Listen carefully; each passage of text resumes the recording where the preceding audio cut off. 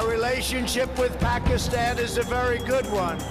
Thanks to these efforts, we are beginning to see signs of big progress with Pakistan, and we are hopeful for reduced tensions, greater stability, and the future of harmony for all of the nations of South Asia. Islamabad अच्छा दोस्त है, पाकिस्तान के साथ ताल्लुकात बहुत ही शानदार हैं। Trump ने भारत में खड़े होकर पाकिस्तान की अमन पसंदी की तारीफें कर दी। अहमदाबाद में नमस्ते ट्रंप रैली से खिताब में कहा, पाकिस्तान के साथ बड़ी पेशरफ्त के आसार नजर आना शुरू हो गए। दहशतगर्दी के खात्मे के लिए पाकिस्तान के साथ मिलकर काम कर रहे हैं। सदर ट्रंप के मुंह से पाकिस्तान की तारीफ सुनकर भारतीयों को चुप लग गई।